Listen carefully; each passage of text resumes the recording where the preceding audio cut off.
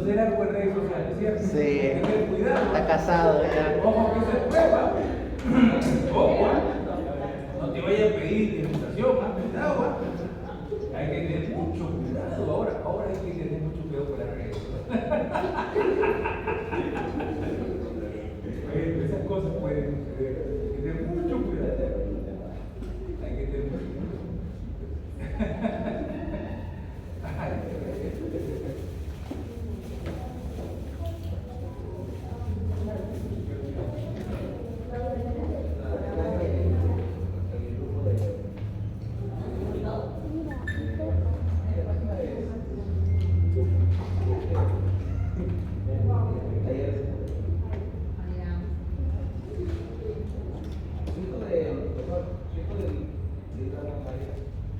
Vino, ¿no? Sí, Luis Alberto, Ramón Arias. Sí. Ramón Arias es compuesto. ¿Verdad? ¿Es compuesto Ramón Arias o es un... No. Él lo ha hecho compuesto. Él es Ramón Arias Torres. Claro, lo ha hecho compuesto los apellidos de su papá. Bueno, claro, para que mantenga, digamos, el apellido de su padre. Bueno, los dos apellidos. Sí, son 3 hermanos ellos. Uno salió de ahí. Sí, uno falleció. Los 3 eran penalistas. Los 3 eran penalistas. Uno falleció. Han quedado ahora, quedan 2. Y se han quedado por el estudio. Están ahí. El estudio de papá. Estuvo el primer día, ¿no?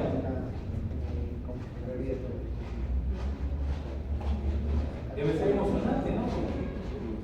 Siendo hijo de una persona tan reconocida, digamos, ya fallecida lamentablemente. Aunque una anécdota tengo yo con el profesor Ramón Arias. El profesor Ramón Arias a mí me enseñó eso, penal, derecho penal 2 años. Fue mi profesor 2 años. Papá. Entonces, Estudio para real, en esa escuela. yo he hecho la transcripción y no leí. a ver una situación, pero el estudiante, Es la huevada, yo en la sala. en esa época, cuando yo era estudiante de Derecho, estaba pues en su apogeo todo el poder en el gobierno. Y aquí, por ejemplo, hubo un cuestionamiento para el profesor. Claro, uno mira a sus profesores, pero los profesores no son, tienen errores, bien, ¿cierto? Como seres humanos. No, acá no. En esa época, el profesor Ramón Arias era juez supremo. Y en el caso del Grupo Colina, él lo consideró como un caso de delitos de extorsión. ¿Para qué? Para que el Grupo Colina sea procesado legalmente en el tribunal, que es algo gravísimo. Bueno, en mi época de estudiante no me gustó eso que haya hecho él en ese momento. Pero como les digo, o sea, los profesores son también seres humanos y cometen errores. Pero nadie le quita que haya sido un extraordinario profesor. Pero bueno, en ese momento creo yo que más está relacionado con el tema político. Acuérdate que Fujimori era el que ponía los jueces, ¿no? Tenía un poder absoluto. Yo supongo que también eso también habría sumado.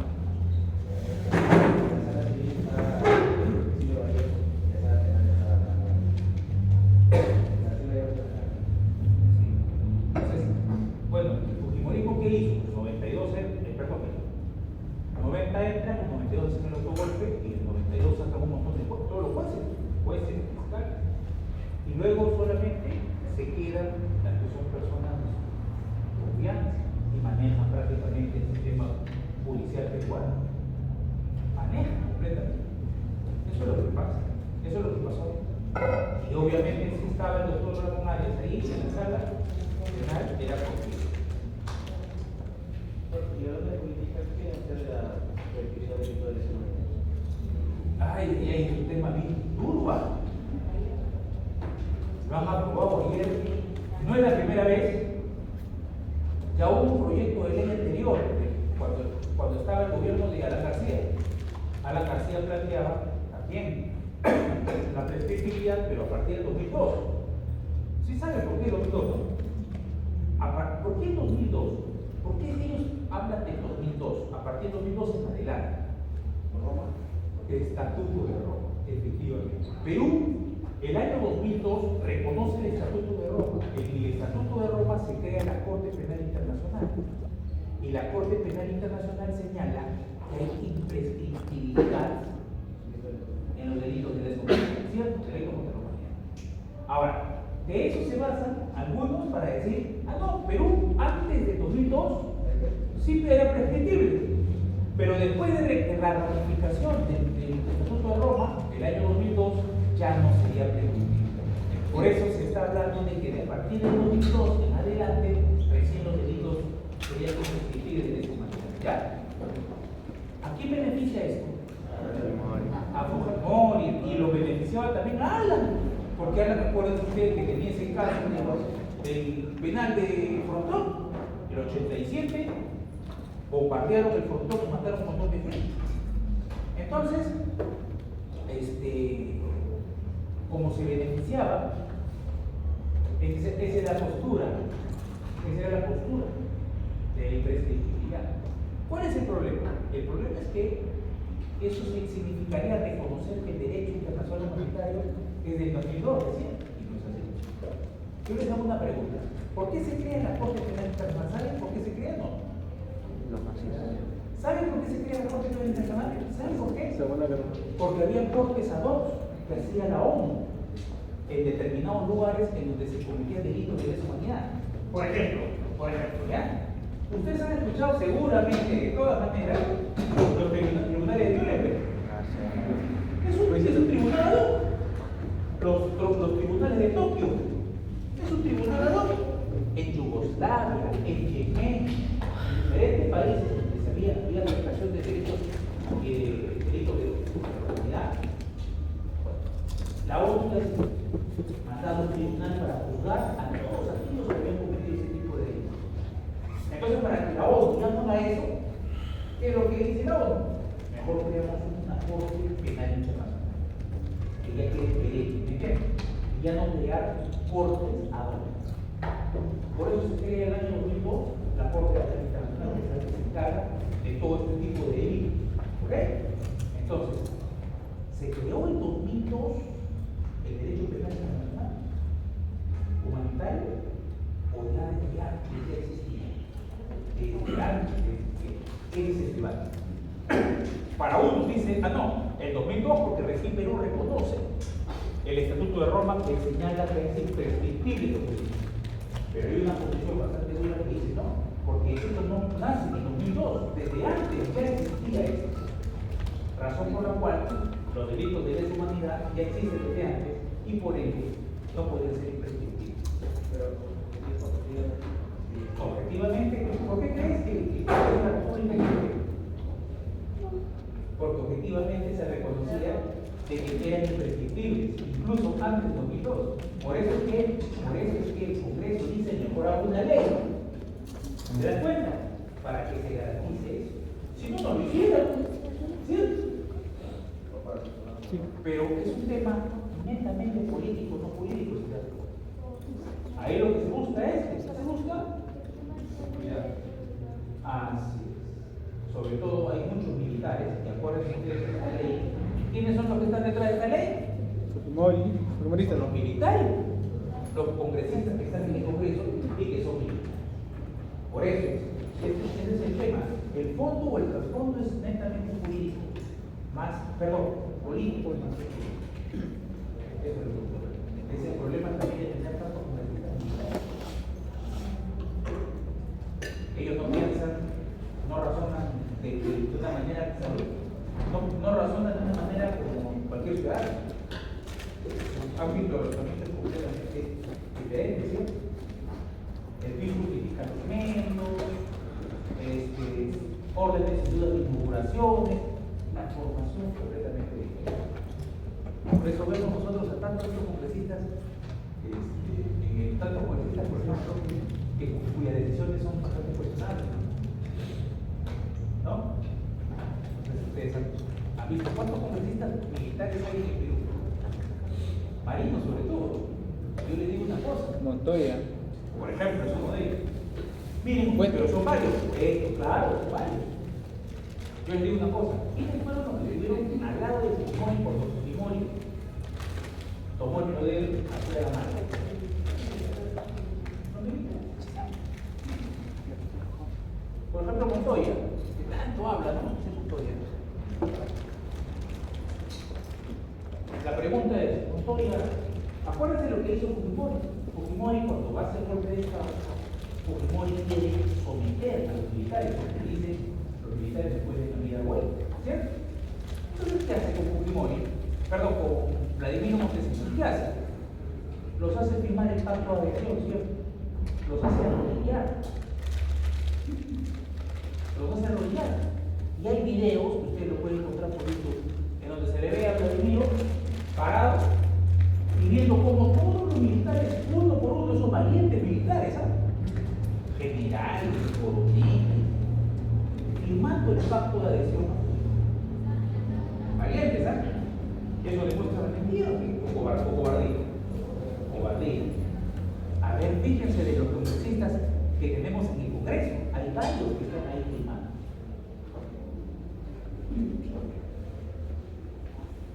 Hay varios que están ahí firmando. Ese pacto de adhesión, que era arrodillarse a Fujimori, ¿sí o no? ¿Eso qué significaba? Fujimori, ¿yo te sigo o no? Pues fíjense ustedes, de esos congresistas que tenemos ahorita, militares, si ustedes comienzan a chequear cada uno, van a ver que hay varios que estaban firmando. Y se nota pues a Vladimiro, si ustedes ven el video, ven a Vladimiro encima de ellos, pisoteando. Que es un acto tremendamente vergonzoso, y ustedes pasan. Ese clima de pacto de adhesión a Fujimori es un hecho vergonzoso. Bueno, ya no sé si ustedes de repente conocen este tema, también deben de conocerlo. Pero los militares les gustó el gobierno de Fujimori muchísimo. La pasaron bastante bien. Y a los policías también. Eso, la gran mayoría de personas que son militares o policías de esa época son fujimoristas, pero sí la pasaron bastante bien. O sea, por eso mismo es que mira tú, se está dando esta y va a generar problemas, porque la pregunta es, ¿se aplicará? Al caballazo, el Congreso puede decir, yo te apruebo una norma, pero acuérdense ustedes, desde un punto de vista jurídico, desde un punto de vista jurídico, no es, ¿cuál es la norma más importante? La norma constitucional, ¿cierto? Y los instrumentos internacionales son normas competitivas.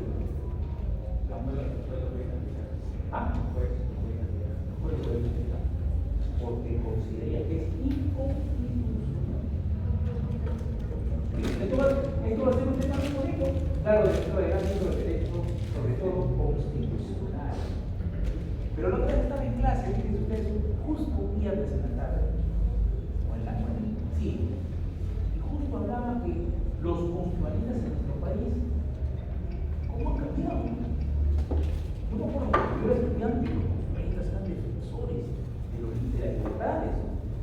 Pero ahora veo que los constitucionalistas son, más bien, atacan al ciudadano, ¿no? Están en contra del ciudadano, ¿no? ¿Se dan cuenta ustedes? De verdad me sorprende, porque el constitucionalista tendría que tener mayor capacidad de defensa de los ciudadanos, incluso mayor que un penalista. Pero está cuestionable eso.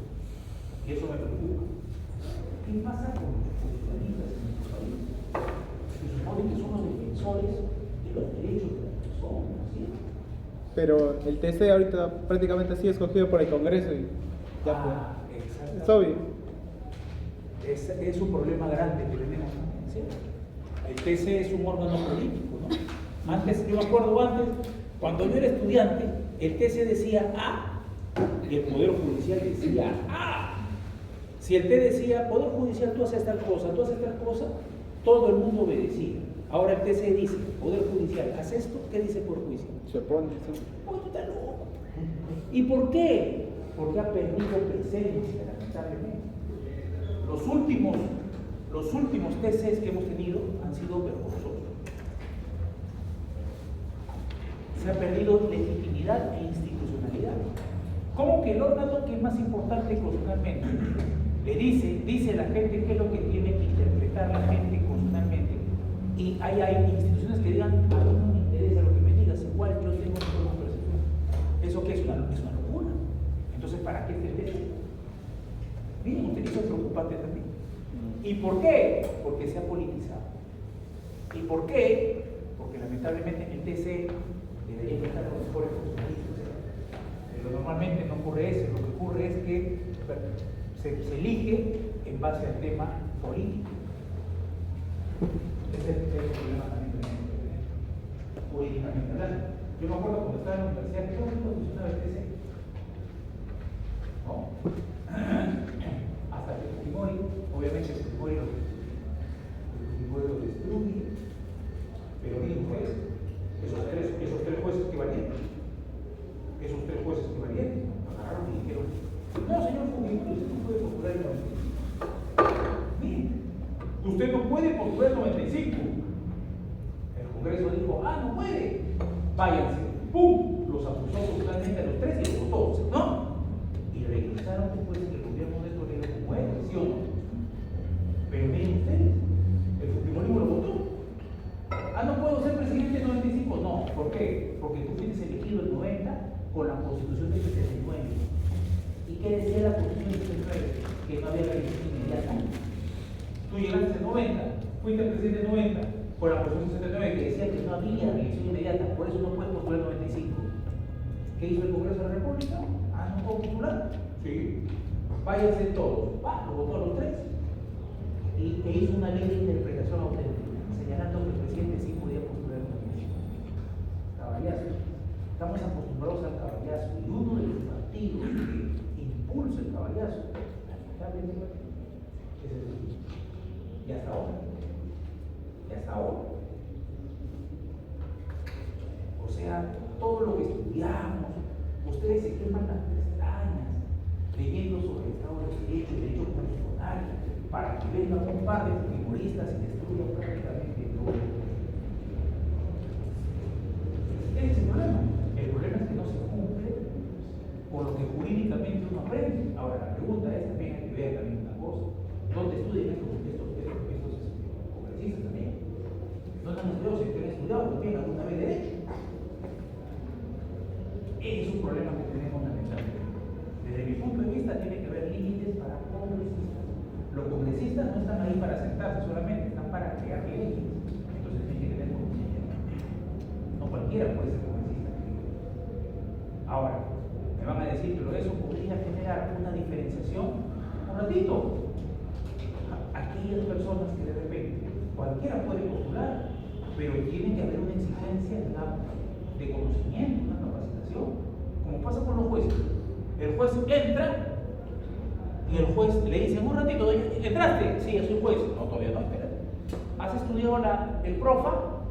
¿El programa de capacitación para jueces? No. Estúdialo antes que empieces a trabajar. ¿Me entienden? Lo mismo podría pasar, una persona de repente conocedora de la ley, postula, gana. Oiga, ¿usted tiene alguna capacitación en ley, en algo? No. Entonces, ¿no? La función lo exige, ¿o no? Miren, esos problemas tenemos lamentablemente. En el ámbito constitucional, ¿cuántos problemas tenemos? Y no, la columna vertebral, a mí me preocupa, yo veo en la televisión que no defienden, no defienden libertades. Digo, ¿qué tipo de constitucionalista es? Ahora no sé, porque veo que los constitucionalistas más protegen no defienden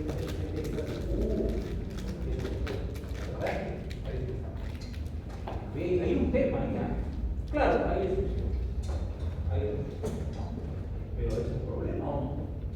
Se supone que los primeros que son los defensores de libertades, antes que los penalistas son los formalistas, ¿cierto?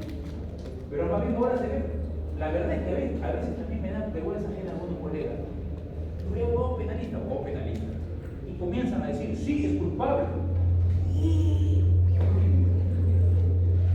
¿Han visto eso o no? Sí, debería estar en la cárcel, sí, merece una pena más o menos. Y esto, y ojo, el pez por la boca muere. Yo conozco un amigo mío que cuando lo invitaban a la televisión, él decía, no, sí, tiene que ir a la cárcel. Merece tanta pena. Sí, ha cometido tal delito, ¿cuál delito? ¿Cómo vas a decir? Tú eres fiscal, el abogado defensor, abogado penalista, se supone. Y luego lo contratan como abogado. Ah, no, es inocente, mi patrocinado. Y le sacan se desprestigia, se deslegitima. Total, tú eras culpable y ahora dice, como te han contratado, ahora es inocente. Hay que tener mucho cuidado. Hay que tener mucho cuidado. ¿Eso pasa o no pasa? Hay que tener mucho cuidado. Bueno, a mí, por ejemplo, veo, cuando veo en la televisión a abogado penalista que empieza a cuestionar, sí, hay culpabilidad, sí, este es responsable, sí, hay muchos delitos, ha cometido tal delito, hasta se inventan los delitos, tal delito, sí, la pena para él, así, ¿sabes? O sea, tú estás declarando de acuerdo a lo que quieres que escuche la gente o de acuerdo a tu formación como abogado penalista.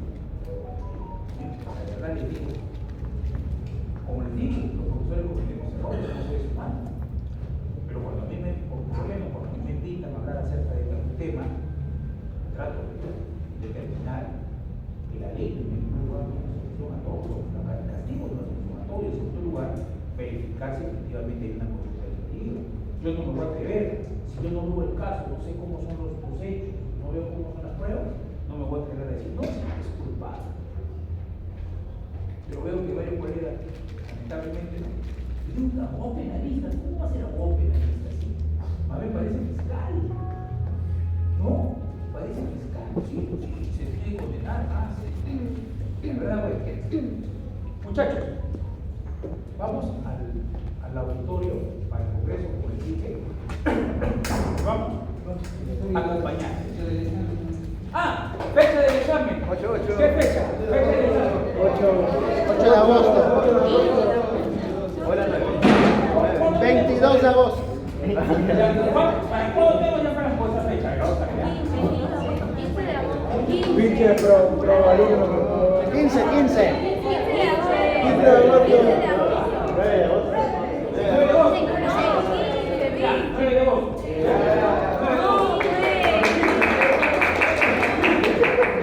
15. Vamos al auditorio.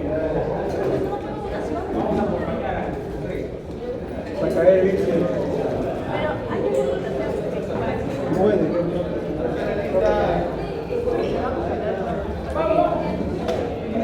Quiero que se hace lo que